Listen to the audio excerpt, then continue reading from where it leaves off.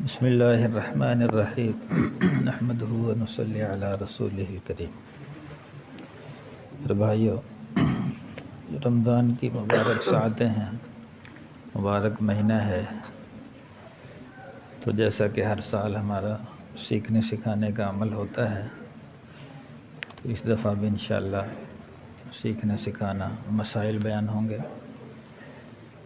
مسائل میں نماز کے مسائل ہیں، روزوں کے مسائل ہیں، اس طرح زکوٰۃ کے مسائل ہیں، اور ان کا سیکھنا میرے بھائیو بہت ضروری ہے۔ جو کام سیکھ کے کیا جاتا ہے اس کا فائدہ ہوتا ہے، بغیر سیکھے کیا جائے تو اس کا فائدہ نہیں ہوتا بلکہ نقصان ہوتا ہے۔ کوئی بھی عمل ہے، اسی طرح یہ اتنا بڑا دین جس پر اللہ نے دنیا کی اور آخرت کی کامیابی رکھی ہے، اس کو بھی ہم سیکھیں۔ سب سے پہلے تو سیکھنے کے فضائل سمجھیں۔ ایک حدیث میں ہے، تدارس العلم ساعۃ من اللیل خیر من احیائها، کہ ایک گھڑی علم دین سیکھ لینا، یعنی دین کا علم سیکھ لینا، فرمایا ساری رات عبادت کرنے سے افضل ہے۔ تو یہ ہمارا انشاءاللہ 10 منٹ کا دورانیہ ہوا کرے گا کہ 10 منٹ آدمی اللہ کے لیے دے دے کوئی، تو انشاءاللہ فائدہ بہت ہوگا۔ وقت بہت تھوڑا، فائدہ بہت زیادہ ہوگا۔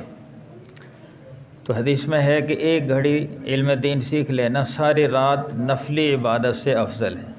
ایک آدمی ساری رات عبادت کرتا رہے اور ایک آدمی دینی مجلس میں بیٹھ جائے اور دینی مسائل سیکھ لے، تو اس کا دینی مسائل ایک گھڑی سیکھ لینا ساری رات کی نفلی عبادت سے افضل ہے۔ ایسے ایک حدیث میں ہے، جو قرآن کی ایک آیت سیکھ لے 100 رکعت نفل پڑھنے سے افضل ہے، اور جو دین کا ایک باب سیکھ لے 1000 رکعت نفل پڑھنے سے افضل ہے۔ اب یہ جو مسائل بیان ہوتے ہیں نا، جیسے مثال کے طور پر نماز کے فرائض، یہ ایک باب ہے، وضو کے فرائض ایک باب ہے، وضو کی سنتیں ایک باب ہے۔ یہ تقریباً روزانہ 10 منٹ میں دین کا ایک باب بیان ہوتا ہے۔ باب جس میں ایک نوعیت کے مسائل ہوں، اس کو دین کا باب کہا جاتا ہے۔ تو میں دین کا ایک باب سیکھ لے 1000 رکعت نفل پڑھنے سے افضل ہے۔ 1000 رکعت نفل پڑھنے سے افضل ہے۔ آدمی ساری رات بھی پڑھتا رہے 1000 نفل نہیں پڑھ سکتا، بلکہ 24 گھنٹے بھی لگا رہے 1000 نفل نہیں پڑھ سکتا، لیکن دین کا ایک باب سیکھ لے 1000 رکعت نفل پڑھنے سے بھی افضل ہے۔ اور یہ عام دنوں کے اعتبار سے ہے، رمضان میں ہر عمل کا ثواب 70 گنا بڑھ جاتا ہے، تو لہذا رمضان میں ایک باب سیکھ لینا دین کا 70,000 نفل پڑھنے سے بھی زیادہ ثواب رکھتا ہے۔ کتنی بڑی فضیلت ہے۔ ایسے ہی حدیث میں ہے، جو آدمی نماز کے لیے مسجد میں تشریف لائے، جب تک نماز کے انتظار میں بیٹھا رہے اس کو نماز کا ثواب ملتا رہتا ہے، گویا کہ نماز کی نیت باندھی ہوئی ہے۔ اور نماز کے بعد جتنی دیر بیٹھا رہے باوضو، فرمایا فرشتے اس کے لیے دعا اور استغفار کرتے رہتے ہیں۔ فرشتے اس کے لیے دعا اور استغفار کرتے۔ اب ہم نماز پڑھ کے یہاں بیٹھ گئے تو ہمارے لیے فرشتے دعا اور استغفار کرتے رہیں گے جب تک ہم بیٹھے رہیں گے، اور جس کے حق میں فرشتے دعا اور استغفار کریں اس کی یقیناً اس کی بخشش ہے۔ ایک حدیث میں ہے، من سلک طریقا یلتمس بہ علما سہل اللہ لہ طریقا الی الجنہ، جو آدمی علم سیکھنے کے لیے کوئی راستہ اختیار کرے، اللہ اس کے لیے جنت کا راستہ آسان کر دیتا۔ اب جیسے آپ فجر میں جب گھر سے تشریف لائیں تو گھر سے چلتے وقت ہی ارادہ کر لیں کہ انشاءاللہ نماز کے بعد تھوڑی دیر بیٹھیں گے اور دین کے مسائل سیکھیں گے۔ تو یہ علم دین ہے، تو گھر سے چلتے ہی فرمایا، تو یہ جو راستہ ہم اختیار کریں گے اللہ اس کے بدلے میں جنت کا راستہ ہمارے لیے آسان کر دیں گے۔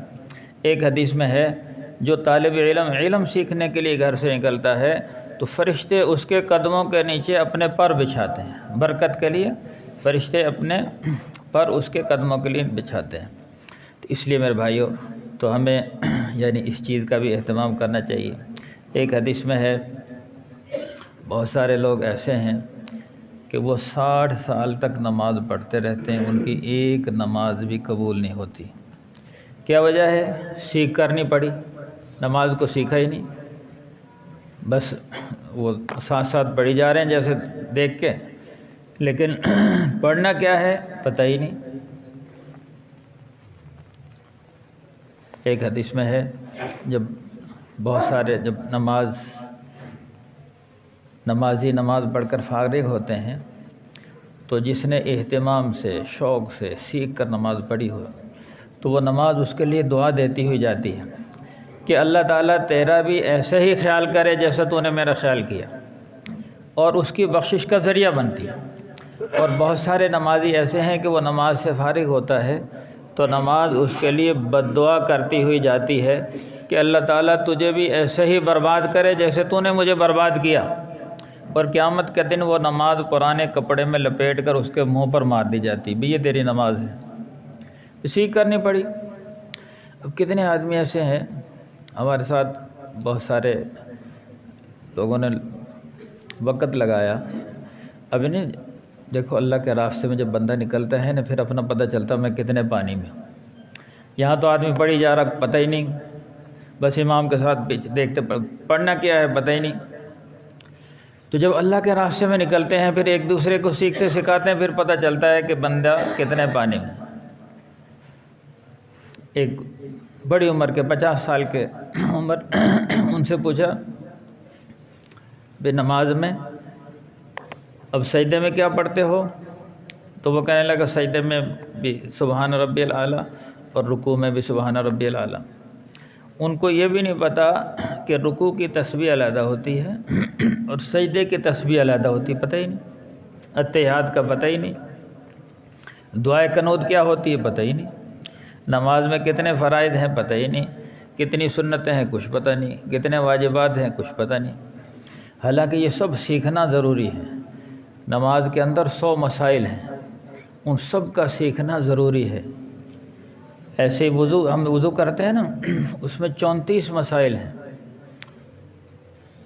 وضو کے اندر 34 مسائل ہیں، ان جیسے 4 فرض ہیں اور 13 سنتیں ہیں، 5 مستحبات ہیں، 4 مکروہات ہیں اور 8 چیزیں ایسی ہیں جن سے وضو ٹوٹ جاتا ہے۔ اب اکثر بھائیوں کو پتہ ہی نہیں وضو کن کن چیزوں سے ٹوٹتا ہے، وہ خدا نخواستہ ہمارا وضو ٹوٹا ہوا اور ہم نماز پڑھے جا رہے ہیں۔ حدیث میں آدمی بے وضو جان بوجھ کے نماز پڑھتا رہے وہ کافر ہو جاتا ہے، بے وضو جان بوجھ کے نماز پڑھے کافر ہو جائے، وضو ٹوٹا ہوا نماز پڑھی جا رہا ہے۔ تو اس لیے یہ بھی سیکھنا بھی کون کون سے عمل ایسے ہیں جن سے وضو ٹوٹ جاتا ہے۔ اب نماز کے اندر 100 مسائل ہیں، ان سب کا سیکھنا ضروری ہے۔ تو ان 100 مسائل میں 13 واجبات 13 فرائض ہیں، 100 مسائل میں 13 فرائض ہیں جن کے ان میں ایک بھی چھوٹ جائے نماز ہوتی نہیں، فرض جان کے چھوڑ دے چاہے بھول کے چھوڑ دے نماز ہی نہیں ہوتی۔ 14 واجبات ہیں، تو واجب اسے کہتے ہیں کہ جان بوجھ کے چھوٹ جائے تو نماز ہوتی نہیں، بھولے سے چھوٹ جائے تو سجدہ سہو کرنا پڑتا ہے۔ اب کتنے ہمارے بھائی ہیں ان کو پتہ ہی نہیں سجدہ سہو کہتے کسے ہیں، سجدہ سہو کرنا کس وقت ہے، کس عمل کی وجہ سے سجدہ سہو واجب ہوتا ہے۔ تو اب یہ 14 واجبات ہیں، اب واجبات کا پتہ ہوگا تو ہمیں سجدہ سہو کو پتہ، واجب بھولے سے چھوٹ جائے تو سجدہ سہو کرنا واجب ہو جاتا ہے۔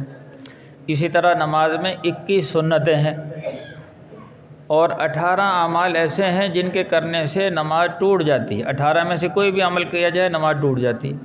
اب خدا نخواستہ ہماری نماز ٹوٹی ہوئی اور ہم نماز پڑھتے چلے جا رہے ہیں تو نماز ختم ہوگی لیکن ہم پڑھ رہے ہیں تو وہ نماز ادا نہیں ہوگی۔ اسی طرح نماز کے اندر 29 اعمال ایسے ہیں جن کے کرنے سے نماز مکروہ ہو جاتی ہے اور 21 سنتیں ہیں کہ جن کا کرنا ضروری ہے، اگر سنت کوئی چھوٹ جائے نماز ناقص ہو جاتی ہے، اور 29 مکروہات ہیں ان میں سے کوئی بھی عمل کر لیا جائے نماز مکروہ ہو جاتی ہے۔ تو اس طرح یہ کل اور 5 چیزیں مستحب ہیں، 5 اعمال ایسے ہیں جن کا کرنا مستحب ہے۔ تو اب یہ 100 مسائل ہیں، ان سب کا سیکھنا ہمارے لیے ضروری ہے۔ تو انشاءاللہ ان سب کی تفصیل یعنی یہ 10 منٹ کا دورانیہ ہوگا انشاءاللہ، اس میں نماز کی بھی تفصیل آئے گی۔ اور پھر اسی طرح زکوٰۃ، اب دیکھو نا کتنے صاحب نصاب ہیں، اب یہ جو دکاندار حضرات ہیں ان سب پر یعنی زکوٰۃ واجب ہوتی ہے۔ اسی طرح کارخانے دار ہیں، خام مال رکھا ہوا ہے یا انہوں نے پیسے مارکیٹ سے پیسے لینے ہیں لاکھوں روپے، اب کتنے پہ زکوٰۃ آتی ہے اس کو سیکھنا ضروری ہے۔ ابھی پچھلے دنوں ایک بہت بڑا یعنی کارخانے دار تھا، بہت بڑی فیکٹری تھی اس کی، تو اس کا کروڑوں کا نقصان ہو گیا۔ تو بعد میں ہم نے کہا کہ تو نے زکوٰۃ ادا نہیں کی ہوگی۔ وہ کہتا میں ہر سال ادا کرتا تھا زکوٰۃ۔ بھی کیسے کرتا تھا؟ بھی اندازے سے کرتا تھا۔ میں نے کبھی حساب نہیں لگایا۔ بھی اندازے سے زکوٰۃ نہیں ادا ہوتی، اچھی طرح سمجھ لیں۔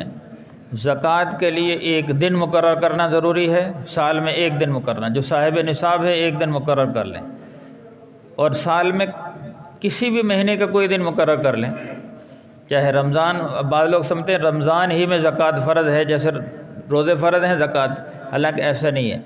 زکوٰۃ جب بندہ صاحب نصاب ہو گیا اس دن کو نوٹ کر لے، جس دن بندے کے پاس مال آیا وہ صاحب نصاب ہو گئے، اس دن کو نوٹ کر لے، پھر اگلے سال اسی دن جتنا اس کے پاس مال ہوگا اس پر زکوٰۃ ہے، جتنا لوگوں کا دینا ہے وہ مائنس کر لے اور جو لوگوں سے لینا ہے وہ اس میں ڈال لے اور پھر پورے کا حساب کرے۔ تو پورا حساب کر کے پھر پوری زکوٰۃ ادا کرنا یہ لازم ہے اندازے سے۔ اب جیسے نا فجر کے 2 فرض اور 2 سنتیں ہیں، آدمی اندازے سے کہہ لے بھی چلو میں احتیاطاً 3 سنتیں 3 فرض پڑھ لیتا ہوں، تو اندازے سے پڑھے تو اس کی نہ سنتیں ادا ہوں گی نہ فرض ادا ہوں گے۔ اگرچہ اس نے زیادہ پڑھیں، 3 پڑھیں، 2 کی بجائے 3 پڑھیں، لیکن نماز نہیں ہوگی، کیونکہ اس نے سنت کے مطابق نہیں پڑھی جیسے حضور نے پڑھی۔ ایسے ہی ہم اگرچہ زکوٰۃ زیادہ دے دیں لیکن حساب لگا کے نہیں دی، پوری زکوٰۃ کا حساب نہیں لگایا، جو زیادہ بھی دے دیں وہ ادا نہیں ہوگی۔ اس لیے اس کا حساب لگانا اور پھر کتنی ادا کرنی یہ سب ضروری ہے۔ انشاءاللہ یہ سب مسائل آئیں گے، تو یہ 10 منٹ کا دورانیہ ہوگا، سب بھائی اس میں بیٹھا کریں، انشاءاللہ فائدہ ہوگا۔ الحمدللہ رب العالمین والعاقبۃ للمتقین والصلاة والسلام علی سید الانبیاء والمرسلین۔ ربنا ظلمنا انفسنا وان لم تغفر لنا وترحمنا لنكونن من الخاسرین۔